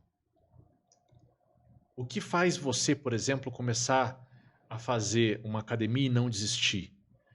O que faz você, por exemplo, pegar um violão e não desistir? Ou entrar numa faculdade e não desistir? Ou iniciar qualquer projeto e não desistir? Resultado. Porque o nosso cérebro, o nosso intelecto, o nosso subconsciente, não sei, mas alguma coisa dentro da gente, ele é movido por resultados. Então, se eu pego uma caneta e eu escrevo, e se a caneta não sai tinta, o que eu vou fazer? Ou vou jogar a caneta fora, ou vou ficar esfregando ela até ela sair tinta. E se ela não sair tinta, eu vou desistir de escrever. Porque não gerou resultado. Sim. Então, assim, para as pessoas que falam para mim, inclusive, pô, eu vou começar a malhar, um exemplo. Vou começar a malhar. Ah, mas eu vou devagarzinho, parará, depois porque, pô, não vou num nutricionista agora, vou pegar um treino qualquer aí, vou fazer. Eu vou começar, Renato. Pô, já tá começando errado. Tá certo que o primeiro passo tem que dar. Mas eu vou falar, se você não começar já tendo algum resultado, a tendência de você desistir é muito grande. Não começa certo, já que oportuniza aí ir num nutricionista, pô, já vai, já começa com tudo, para você ver resultado, porque se você ver resultado, você nunca mais vai parar. Renato, tá aí uma coisa, ó, linkando que a gente estava conversando lá do estudo e da prática. Sim, fez total sentido. Na faculdade, ninguém fala para você que o negócio é difícil pra caramba. Ninguém fala para você que você vai levar muito tombo. Ninguém fala para você que você vai trabalhar numa carga horária absurda. Ninguém fala para você que você vai ter vontade de desistir, de parar, né? É vendido para você uma ideia de um sucesso fácil, cara. Rápido. Né? Rápido. Renato, mídia social, né? A impressão que dá é que no mundo digital só tem pessoa perfeita, só tem pessoa feliz, só tem pessoa viajando, bebendo. Todo mundo rico. Mas a gente sabe que o dia a dia não é assim. Então eu acho que uma das maiores virtudes de um empresário, de um empreendedor, é resiliência, com certeza absoluta, né? E eu não sei aonde eu vi, eu não sei se eu li ou se foi um vídeo que eu vi, que a diferença entre o vencedor e o perdedor é que o vencedor quis mais do que o perdedor. É o querer mais, né? Eu errei, mas eu vou dar a volta. Eu passei um tropeço, mas eu vou levantar. Eu quero mais, eu quero. Eu falo que é uma frasezinha ou um pensamento até meio que clichê, né? Mas o básico tem que ser dito, né? O óbvio tem que ser dito. Como que você vence alguém, Jacó? que se recusa a perder. Como ganhar de uma pessoa que não desiste? Porque, veja bem, pessoal, entenda o seguinte, que se a pessoa não desiste, ela não perde. Porque só perde quando desiste. Ah, eu tô tentando, não tá dando certo, mas eu tô tentando, não perdi ainda. Agora, o subconsciente, a nossa cabeça, é muito mais confortável falar assim, ah, não deu certo, acabou. Não deu certo, deixa pra lá. É confortável, porque não deu certo, acabou, me livro daquilo dali. Agora, continuar, perseverar, ir pra cima, ser resiliente, não desistir, é muito difícil. Só que quando você não desiste, você não perde. Se você não perde, uma hora você vai ganhar. Vai. E ó, Renato, a pandemia foi um prato cheio para quem já estava pensando em desistir e parar. Total. Foi uma muleta perfeita. Uma muleta perfeita. Perfeita. Tem uma palestra do Cortella que ele fala um negócio muito louco. Ele fala que na pandemia, as empresas que permaneceram foram aquelas que se questionavam. Porque aquelas que colocaram reticênciazinhas, colocaram os 3 pontinhos no final da frase, são aquelas que desistiram. Ou seja, aquelas que falaram assim, bem, a pandemia tá aí, o que eu posso fazer? E colocou os 3 pontinhos, desistiu. Agora aquela que se perguntou, a pandemia tá aí, o que eu posso fazer? Foi aquela que perseverou, aquela que permaneceu de pé. Porque não entregou justamente isso. E é muito mais fácil, Fabrício, se entregar. Eu li um livro há um tempo atrás, Renato, que fala assim, ó, obstáculo é o caminho, alguma coisa nesse sentido. Na vida, o obstáculo é o caminho, alguma coisa assim. Renato, que livro sensacional. Que livro sensacional. É mesmo? Eu gosto muito de escutar o Pânico na Jovem Pan. E foi até uma indicação deles lá. Na vida, o obstáculo é o caminho. E, cara, fala dessa força de vontade que você tem que ter. E essa força de vontade, Renato, essa vontade de vencer, ela tem que ser blindada. O que vai ventar, você vai balançar, mas você tá firme, você tá olhando para frente. Né? Você não perde o foco de jeito nenhum. A frase que eu mais repito, de vez em quando eu até brinco com eles, né? Mas antes de eu falar a frase que eu mais repito aqui é: Mar manso nunca fez bom marinheiro. Boa. Aí de vez em quando, quando a gente passa por um mesinho pesado aqui, eu até falo, puta merda, Mar manso eu sei que nunca fez bom marinheiro, mas eu queria tanto um pouquinho de calmaria agora, só pra eu dar uma descansada. Só um pouquinho. Mas Mar manso não fez bom marinheiro. É isso e pronto. Se tiver muito fácil, se tiver muito tranquilo, pô, tem alguma... Você entrou no platô, você entrou ali no básico e dali você não vai sair. Então tem que ter um pouquinho de dificuldade para a evolução. Renato, quando a gente supera um obstáculo real, uma coisa... O seu crescimento profissional e pessoal, ele é gigantesco, pô. Gigantesco. Que a gente cresceu em 2 anos de pandemia, Fabrício do Jacó do Gesso, ia levar 10 anos para crescer, entendeu? E é impressionante, né? Relacionar aí a coisa da proatividade com essa coisa da atitude positiva, independente de tudo que está acontecendo. Eu faço parte de um grupo de network, você conhece. Uma determinada reunião eu percebi que um membro estava bem mal. Mal, Renato. Você conhece as pessoas. Você conhece as pessoas. No final da reunião eu chamei ele para conversar, né? Conversa de amigo, né? E aí ele começou a chorar, se abriu, falou do que ele estava passando tudo. Eu falei para ele, eu sei o que você está passando, porque eu estou passando a mesma coisa. Ele falou, mas não é possível. Eu falei, tô, cara. E tô passando por mais isso. Eu falei, mas como é que você consegue? Eu falei, pô, eu não tô perdendo a fé. Pode perder o foco, você não pode entregar os pontos. Você tem que acreditar que você vai conseguir. Se você for entrar numa luta pensando que você vai perder, como que você vai vencer? Pô, né? Levanta a cabeça, cara. Faz parte.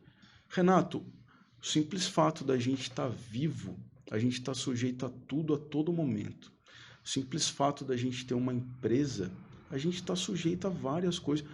A variação, né, do mercado, né? Essa flutuação, a gente sofre pra caramba. Se perguntar para mim, mas Jacó, hoje qual que é o seu maior desafio? É entender como é que eu tenho que me comportar nesse mercado louco que tá. Porque às vezes dá uma melhoradinha, você fala, puxa, mas eu vou contratar, aí ele recua, aí você tem que mandar tem que mandar você embora. entendeu? Será que é isso? Dificílimo, cara. Tem uma reflexão que se faz que eu acho muito bacana. Se amanhã você acordasse com 1 milhão a mais na conta, você ficaria mais feliz? Sim. Se você acordasse com 1 milhão, não, sem ter esse 1 milhão a mais, então você ficaria mais triste? Não. Só o fato de acordar. Exatamente. É muito louco, cara. Eu vi esse vídeo, Renato, e por isso que eu respondi. Porque o acordar é de graça e a gente não agradece. E aí eu vou puxar um gancho, Renato, para falar, né? Mudar um pouquinho de assunto, né? A coisa da ingratidão é o maior pecado da humanidade contra Deus. Não é o mais grave, mas é o mais corriqueiro, porque a gente não para agradecer, Renato.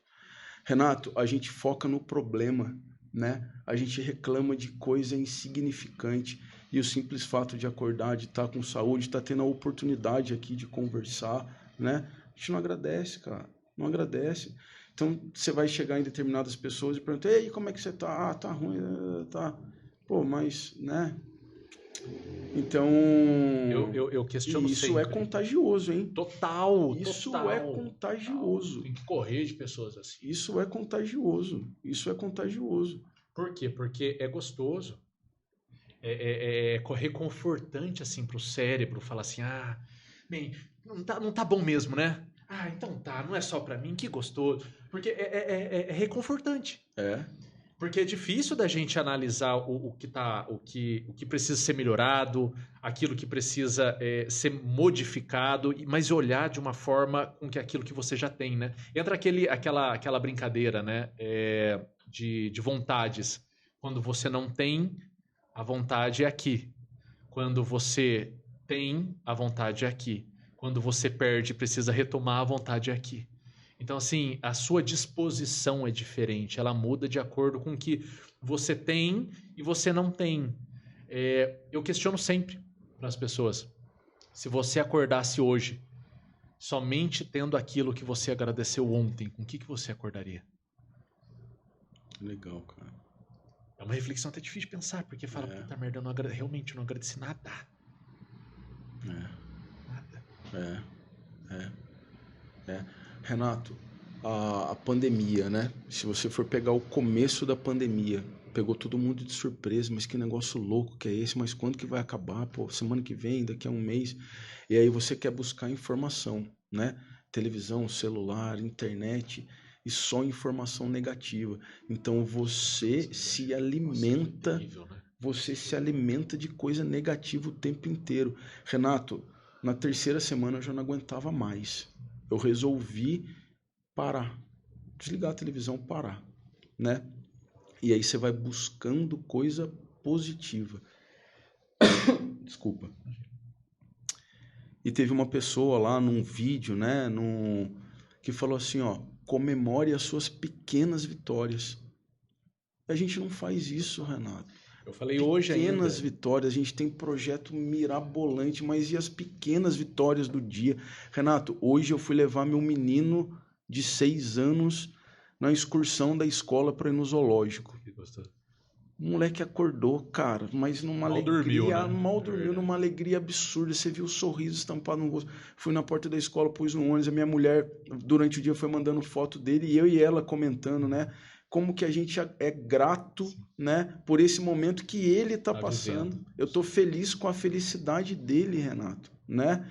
Então a gente tem que criar o hábito de agradecer, né?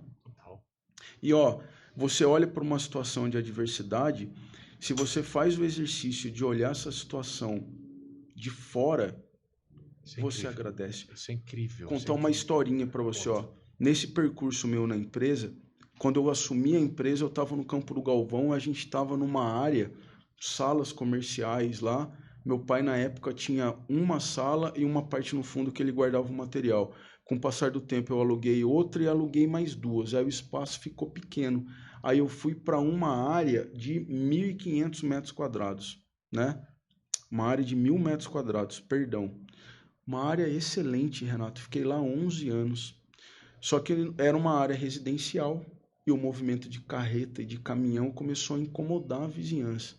Renato, um belo dia, uma vizinha chegou para mim e falou: Fabrício, pô, você é um menino tão bacana, você é tão educado, né? Trabalhador, eu vejo você aqui e tudo, mas eu tô muito incomodada com o movimento de caminhão e de carreta aqui na rua e eu vou fazer o que eu puder para te tirar daqui. Caramba, assim? Na cara, na lata. Uau. Falei, ó, tudo bem, né? Tudo bem. E de lá para cá, Renato, nossa, Renato do céu, até ir no fórum eu fui chamado para ir no fórum. Mas o legal de você ter uma conduta, né, contínua, uma conduta de não fazer Linear, mal para né? ninguém, linear. Cheguei lá no fórum, lá o promotor na época que me atendeu lá era meu cliente e falou: Fabrício, você que está aqui? Eu falei: sou eu, doutor. Ele falou: pô, me desculpa de chamar você aqui. Ele pediu desculpa. Eu falei: não, tudo bem, pô. Ele falou: não, porque está acontecendo isso, enfim. A gente fez um acordo, eu tinha um terreno na frente da base, construí a sede própria da empresa. Renato, sofri pra caramba com isso, eu ficava assim, me perguntando, mas pô, não tô fazendo mal pra ninguém, cara, tô gerando emprego, tô ajudando, por que isso? Mas, Renato, se não fosse isso, eu teria construído a sede da empresa ou estava pagando... Parecidíssima história com o Braddock. Ou estava pagando aluguel até hoje, você entendeu? Incrível. Só que quando você está vivendo aquilo, você não consegue enxergar. Você não consegue enxergar. Puta merda, eu fico falando as frases. Porque, assim, existem frases que fazem parte do meu dia a dia. E são mantras pra mim. E uma das frases que eu gosto demais também de pensar e até refletir, auto-refletir, é que de dentro da garrafa a gente não consegue ver o rótulo. Que legal. Então a gente precisa sim olhar, às vezes você precisa parar um pouquinho do que você está fazendo e olhar a sua vida como se fosse o diretor. Parar de ser ali o intérprete da vida e olhar de fora como se fosse o diretor da vida. Porque daí você olha e fala, puta merda, olha o que eu tenho, olha o que eu construí, ou naquele momento eu realmente errei, eu precisava ter feito outra coisa, ou agora eu preciso fazer assim, olhando de forma superficial. Você é o diretor e o protagonista do filme da sua vida, pois né? É isso. E você disse muito sobre o que a gente vê hoje na internet, né? Tem uma positividade tóxica, né, que eles chamam. E tem uma coisa muito legal, que é uma reflexão também, que é uma brincadeira que se faz. Posso fazer aqui? Com certeza. Joga na 1 aí, Doc. Qual que rola? Por exemplo, levanta aí a sua mão. Você vai me imitar aqui agora, tá? O que eu fizer você vai falar. E eu vou te ditando o que eu tô fazendo, tá? Fecha a sua mão agora e levanta o seu indicador. Opa, o que você fez? Dei um joia pra você. Mas o que eu pedi pra você fazer? Levantar meu indicador. Você fez o que eu tô fazendo porque você fez o que eu tô fazendo mesmo falando pra você fazer uma coisa diferente. Porque você tá fazendo o que eu tô fazendo, você tá se espelhando a mim. Que legal. E esse é um mal hoje da internet. A internet veio com muita coisa boa, mas existe um mal. E o mal é das pessoas falarem uma coisa e viverem outra. O contra-testemunho, né? E transforma-se em essa dita positividade tóxica, que só faz mal e gera as doenças do século.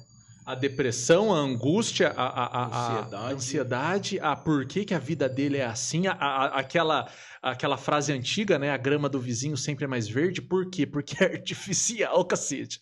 É por isso que é mais verde, porque se fosse real igual a minha, ela estaria da mesma cor que a minha tá. Renato, e isso a gente com os nossos aí, eu acredito que a gente tenha mais ou menos a mesma idade. Isso a gente com os nossos 40 e poucos anos, a gente tem dificuldade ainda para entender. Agora, e o desafio do pai para explicar isso para uma criança de 6 anos e de 9 anos? Sim, a menina que vê aquelas influencers e acha que aquilo é um ideal de vida, eu quero ser igual, e você fala, puxa, mas não é bem por aí, né? Não é assim que funciona. Então, o desafio é enorme. Até porque, e aí que tá um negócio muito louco, né? Até porque a gente não sabe qual foi o caminho. A gente vê, por exemplo, olha, uma empresa, Jacó do Gesso, queria ter uma empresa de gesso que prestasse serviço bacana. Ah, eu quero ser igual a Jacó, vou me espelhar do Jacó. São 40 e tantos anos de história. Então imagina que para você ter uma empresa igual a minha, você pode ter, claro que você pode ter. Mas a bagagem de 40 e tantos anos de história, de acertos e erros, e vai e volta, e problema com vizinha, e ter que mudar, e ter que reestruturar, e ter que demitir. Isso daí não existe atalho. Renato, não existe, e por detrás disso tem uma carga de responsabilidade muito grande, sabe por quê? Porque a régua nossa é muito alta. O cliente que chega para contratar o Jacó, ele acha que a gente não tem direito de errar. E eu sempre falo para o meu cliente assim, falo com orgulho. Falo, ao longo desses anos todos, a gente nunca deixou um cliente desamparado. Já errei pra caramba. A gente lida com o ser humano, né? Eu não estou isento de errar, claro, certo? Mas eu nunca deixei um cliente desamparado. Eu nunca deixei de assumir meu erro e de consertar. Nunca, Renato. Falo com orgulho. Nunca deixei, certo? Então, uma vez um cliente perguntou assim para mim, tá bom, vou fechar o contrato com você, mas eu queria saber de quanto que é a sua garantia. Eu falei, olha, se for um erro de instalação, um erro técnico, ela é vitalícia. Você pode contar comigo que eu vou lá, né? E vou ressarcir se você teve algum prejuízo adicional, certo? Então, o nosso compromisso, o nosso comprometimento com o cliente, Renato, ele na minha empresa, lá com os meus colaboradores, ele fala muito alto. A gente se desdobra. Essa cliente que eu falei para você, né, da gente tratar da dor dela, no momento que ela me ligou, que ela mandou a mensagem, que eu percebi a angústia dela, que ela estava com voz de choro, eu dei um jeito de puxar uma equipe lá para tratar dessa dor dela, né? A gente tem empatia com as pessoas, Renato. Renato, eu acho que esse é um segredo, né? Porque, isso aí é a cerejinha, cara. Né, como é que você vai atender? Por que você atende tão bem o cliente, não sei o quê? Empatia. Como que eu gostaria de ser tratado e atendido? Você sabe que tem um treinamento que a gente faz aqui com o pessoal de atendimento, que eu sempre falo, trate a pessoa que você está atendendo como se fosse aquela pessoa que você está querendo conquistar para ser sua para o resto da vida.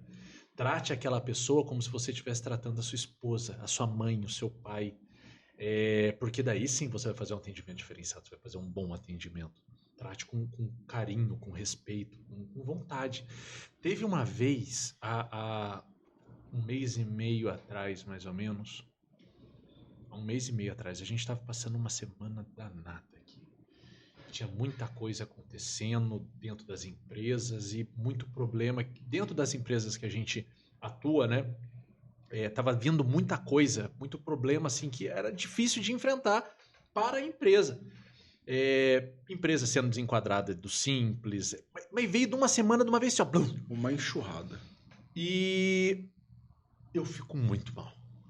Eu passo mal, Fabrício. E eu tenso e tentando resolver, e corria e não parava no escritório, ia para um, ia para outro. E chegou na sexta-feira, ou na quinta-feira, não me lembro, eu sei que estava próximo aí do final de semana, e as coisas já estavam todas encaminhadas. Essa empresa que saiu do Simples, a gente já tinha feito a defesa, as outras que estavam com problema, a gente já tinha feito todos os documentos, já tinha acertado o acordo, já estava tudo bem encaminhado. Eu me lembro de ter chamado todo mundo ali no escritório e falado assim, vocês viram o que aconteceu essa semana aqui, né? E esse é o nosso diferencial. Porque o problema de todos os meus clientes foram problemas nossos. E a gente tratou como os problemas nossos. Não foi assim, é problema dele, não, amanhã a gente vai... Não, tirou o meu sono, fez mal pra mim realmente. Por quê? Porque eu vivi o problema, era meu também. Não tratou como um negócio. Não tratei como um negócio. Não são números. Não carrego números. Carrego pessoas que, assim como eu, empregam outras pessoas, que, assim como eu, têm outras responsabilidades perante a sociedade e precisam ali cumprir as suas obrigações. E para que cumpra as suas obrigações, confiaram uma parcelinha na gente para resolver alguns problemas. E como assim eu vou deixar essa pessoa desamparada? Renato, e o cliente percebe. Lógico. Percebe e valoriza, né? Questão do valor, não é preço, é valor. É valor. Quanto que isso custa? Esse sofrimento, né? Essa coisa da cabeça não parar de pensar na solução do problema dele lá, quanto que isso custa, né? E é isso, pô, é isso. Olha para você ver, né? Tem tanta história. Semana passada, a gerente de uma pousada de Paraty que a gente atende me ligou à noitezinha que tinha dado um vazamento lá, tinha caído um pedaço do forro e tinha hóspede no quarto. Falou, Jacó, eu preciso de socorro, preciso da sua ajuda. Renato, Paraty é perto, mas é longe ao mesmo tempo. Sim, lógico que né? Com carro de empresa, com caminhão para ir, o acesso não é tão legal, né? A gente deu um jeito e a gente foi. Resumindo a história para você, a equipe voltou de lá 1h30 da manhã, mas a gente resolveu o problema, né? Compromisso. Eu entendi a dor dela, né? Eu entendi. Podia muito bem falar, pô, eu vou sair daqui esse horário para tampar um buraco aí para você. Não tem jeito, né? Mas como que não, pô? Como que não? Olha a situação que ela tava lá embaixo, né? Olha a situação que ela tava. Jacó, para o pessoal que está assistindo aí, que é empreendedor, que está começando, ou que não, que já tem aí uma história. Se você hoje, olhando para tudo que a gente conversou aqui, para tudo que você já viveu, se você hoje pudesse dar uma dica de bate-pronto, assim, sem pensar muito, o que você falaria? Puxa, Renato, que difícil, mas eu acho que eu falaria para essa pessoa entender que ela está em construção e ela vai estar em construção a vida inteira. Por que dizer isso? Para ela entender que ela não está pronta, que ela ainda precisa aprender e que ela vai aprender a vida inteira. Porque isso tira um pouco do fardo que ela carrega nas costas, Renato. Nossa, eu não podia ter errado nisso, isso não podia ter acontecido comigo. Pô, tá em construção, é uma caminhada. As pessoas almejam o que está no final do caminho, mas não curtem as pessoas, Renato, elas almejam o sucesso, mas não têm disposição para enfrentar o processo, né? Então, se eu puder dar um conselho, né, de bate-pronto assim, é entenda que as coisas são gradativas, entenda que é um passo de cada vez, entenda que uma empresa para uma história de 43 anos começou de uma ideia, começou de uma conversa, né? Que esses projetos novos que a gente está trazendo e está agregando começaram também de uma ideia, né? Então, não se culpe tanto, né? Mantenha o foco e os problemas, Renato, eles vão acontecer. Vão acontecer. Tem uma verdade, né, que ela é tida como uma verdade inescapável. Eu gosto muito desse termo. Pedro Bial que diz naquele vídeo Filtro Solar, ele fala, existem verdades inescapáveis. E uma verdade inescapável aqui é que você nunca vai estar pronto. Por quê? Hoje, se você parar e olhar para trás, há 10 anos atrás, você vai falar assim, nossa, eu era um menino. Pelo menos para mim, eu olho 10 anos atrás, eu era um menino que já estava assumindo uma agência bancária como gerente. Mas eu era um menino. E daqui a 10 anos, quando eu olhar 10 anos para trás e eu me ver conversando com você, eu vou falar, quando eu estava conversando com o Jacó, eu era um menino. Que legal, exatamente isso, cara. Então, assim, existe uma verdade inescapável no que você disse aqui. Eu estou muito feliz de ter escutado isso e ter percebido isso. Ter feito essa reflexão. É verdade. Renato, se eu paro para pensar, hoje eu vejo a minha esposa, né? A gente tem sobrinhos lá com a idade, um com quase 18 anos. Aí eu olho para esse menino, falo, bicho, com essa idade eu tava morando fora, independente financeiramente, então eu trabalhava, pagava minha faculdade, aluguel, comida, tudo. Um menino, Renato. Chega a ser até uma coisa irresponsável. Com 23 anos, assumiu uma empresa. Renato, eu lembro do primeiro colaborador que eu demiti. Eu era menino e esse colaborador tinha a idade do meu pai. E ele começou a chorar na minha frente. Renato, eu quase larguei tudo, abracei ele. Falei, esquece, cara, vamos vai lá trabalhar. Renato, então... Isso aqui é uma história gozada. Adoro esse termo. Eu uso bastante. De vez em quando eu saio, eu sempre uso. Uma historinha gozada. Quando eu fui pro Canadá, eu tinha 21 anos. 20... não, acho que era... não me lembro agora. De 19 a 21 anos. Eu não sabia falar uma palavra em inglês. Eu fui... São 11 horas de voo. Daqui no Canadá com sede, porque eu não sabia pedir água em inglês. A janta, quando foi servida, a minha sorte é que no meio veio um bife. A mulher desembestou de falar, ela soltou um bife, deu bife. E sorte que veio um bife mesmo, era carne. Que bom. Mas eu não sabia. Quando eu desci do avião...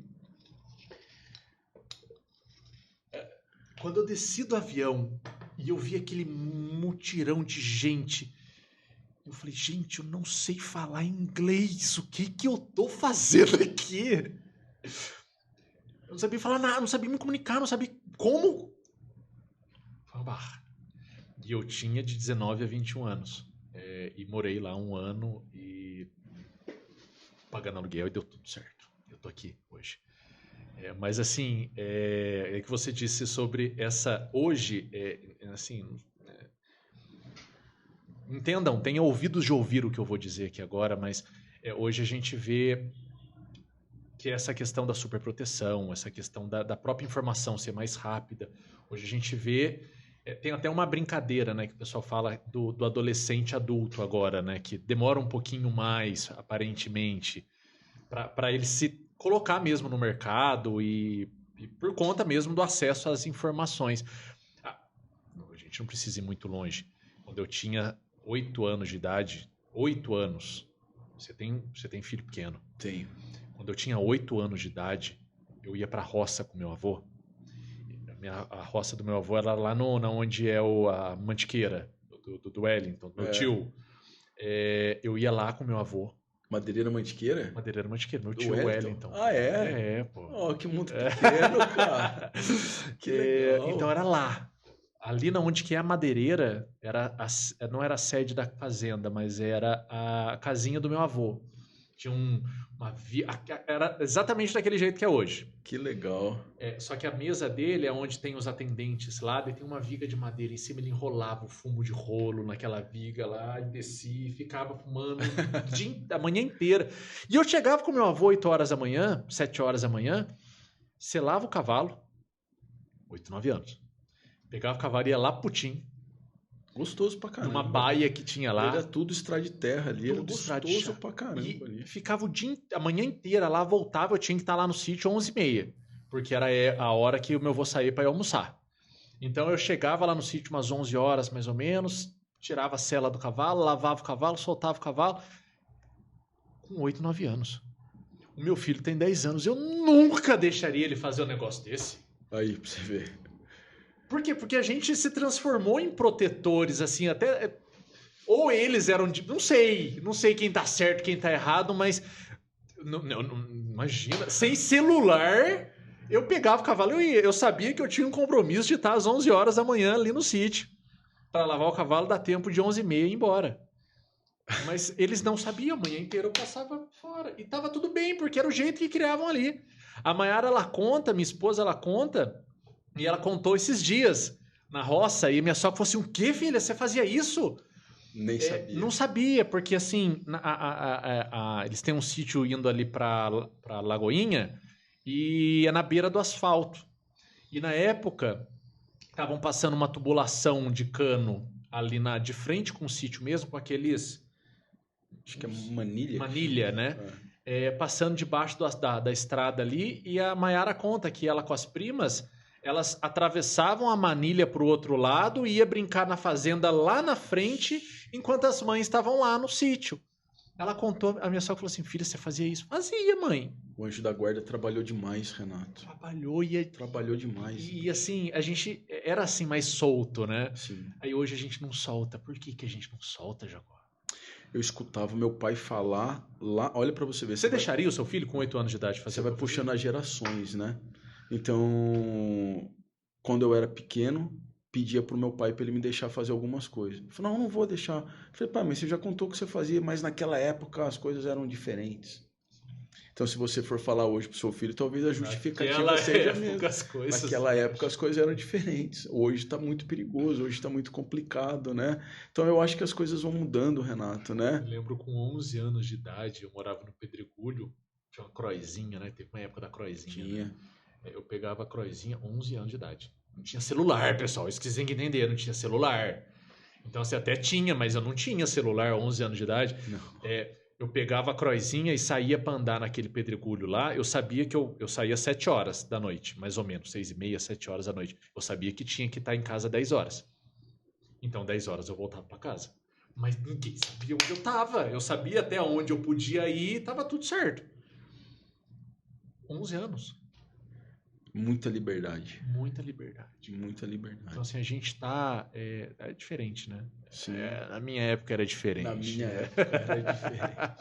E você falou do celular, aí já vai passando um filme na cabeça. O celular foi a primeira coisa que eu comprei com o meu primeiro salário no banco. Minha primeira aquisição foi um celular. Então, eu tinha 18 anos de idade. Hoje eu não vejo a hora de me aposentar para não ter que ter celular. Essa é a primeira coisa que eu vou deixar de lado, vai ser o celular. Muito louco, né? Muito louco, muito louco. Você disse uma coisa aqui, está chegando próximo do fim, e uma coisa que mudou. Em 2019, teve alguns gatilhos que fizeram com que o meu caminho mudasse completamente. 2018, 2019. E uma das coisas que fizeram a minha vida se transformar foi aprender a dizer sim. Tem até um filme gozadinho, um filme engraçado do Jim Carrey, né, que fala diga sim. É engraçado porque tem muita coisa lá que acontece assim absurda. E porque ele tem que falar assim. Porque ele satiriza muita coisa, ele brinca com muita coisa, obviamente, é um filme de comédia, mas é uma coisa que muda, cara. Eu falo para as pessoas, diga sim. Se alguém te chamar para ir tomar um café da tarde, diga sim, vai lá tomar um café da tarde. Porque aquele café da tarde pode mudar a sua vida. Se alguém te chama para uma festa de criança de 1 ano, puta, que chato, cara. Primeira coisa, será que vai ter cerveja? Vai! E a gente pergunta ainda, mas quem que vai? Tipo, para ver se vai ter gente conhecida. Se não tiver gente conhecida, melhor ainda. Vai, diga sim. Aprenda a dizer sim para as coisas, porque é a partir do dizer sim que você expande aí, falando de networking, né? É que você expande o seu networking e você faz novos negócios. Renato, um dos maiores aprendizados que eu tive nesses últimos anos foi entender a importância do relacionamento. Eu acho que o maior patrimônio que a gente tem é o relacionamento, é o network. E isso eu não estou falando só no âmbito empresarial. Quando você começa a entender a importância do relacionamento, a essência, você vê a importância do relacionamento marido e mulher, sim, pai e filho, empregador e empregado, entre amigos. Relacionamento é fundamental. E a gente precisa investir em relacionamento. Demanda tempo, pessoas, demanda atenção, demanda carinho, né? E eu não sei se você para pensar também nos vários papéis que uma única pessoa tem, né? O Fabrício que está aqui falando com você, ele é filho, ele é irmão, ele é marido, ele é pai, ele é empresário, ele é amigo, ele é padrinho. Como é que você consegue dar atenção para todo mundo, a devida atenção que eles merecem? Eu tenho bastante gente chateada comigo hoje, Renato, né? Eu sei como é. Pô, você tá sumido, pô, você não aparece, pô, mas isso e aquilo. Mas equilibrar isso é muito difícil, né? É muito difícil. E você acaba chateando algumas pessoas que você não gostaria de chatear, né? Mas... Eu gosto de dizer, Fabrício, só pegando o gancho, que a gente tem várias máscaras. A gente veste várias máscaras. E assim, pessoal, não é com... Entenda isso, mais uma vez, tem ouvido de ouvir, né? Não pelo lado pejorativo, porque máscara tem uma questão aí de falsidade. Não é isso. A gente tem várias máscaras. Por exemplo, eu tenho uma máscara como marido. Eu tenho uma máscara como pai, que pode ser protetor. Como marido, que pode ser bonzinho. Como empreendedor, que pode ser um pouco mais agressivo. Como advogado, que pode ser um pouco mais valente. Então, assim, a gente carrega algumas máscaras. E é difícil você dosimetrar essas máscaras e conseguir chegar num arquétipo perfeito, né? E falando em máscara, eu lembrei de uma coisa interessantíssima, né? Das pessoas criarem estereótipos. Sim. Então, o que eu gosto, eu gosto é de conhecer a persona. Eu acho isso sensacional, Renato. Eu acho isso sensacional. Então, às vezes você chega num empresário assim, né, um cara, né, e você conhece a carreira dele de sucesso, né, todas as conquistas, tudo.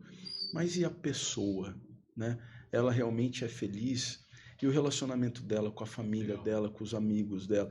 Eu me interesso mais por isso do que pelo palpável, entendeu? Perfeito. Mas pelo intangível, né? Sim. Você já leu aquele livro, você que é de leitura, você já leu aquele livro Como Fazer Amigos e Influenciar Pessoas? Não. Dale Carnegie. Depois eu vou te mostrar, tá ali na estante. Ele fala como fazer amigos e influenciar pessoas. Esse livro, ele foi a cabeceira da minha cama por eu acho que por quase uma década. Que legal. Eu li, reli, eu escutava, quando eu não estava lendo, eu estava escutando o audiobook dele. É um livro incrível. Dale Carnegie, ele deu aula para Henry Ford, ele deu aula para os caras extraordinários de 1900 a 1900 e qualquer coisa. E dessas aulas, desse curso que ele tinha, que ele ministrava, ele criou o livro e desde então é best-seller. Ele, em dado momento, ele fala: você quer fazer com que as pessoas gostem de você? Interesse-se genuinamente por pessoas. Não é de forma falsa, é genuinamente. Mas como eu me interesso genuinamente? Exercício. Renato, mas eu não tenho esse interesse. Comece a interessar. A partir do momento que você começar a interessar e ver que é bom, vai ter uma mudança de chave ali e o seu cérebro vai começar a se interessar de forma genuína pelas pessoas. Relacionamento, ele abre muita porta, Renato. Abre muita porta. E eu acho que o importante também é você não buscar um relacionamento por interesse. Não. Mas buscar um relacionamento porque você quer conhecer aquela pessoa genuína. De forma genuína, né? Sensacional. Jacó, conta aqui pro pessoal como é que eles te encontram, como que quem está assistindo aqui a gente, como eles te acham. Renato, então vamos lá, vou falar primeiro da empresa, né? Hoje a empresa ela está sediada ali na frente da BASF, na Avenida Brasil.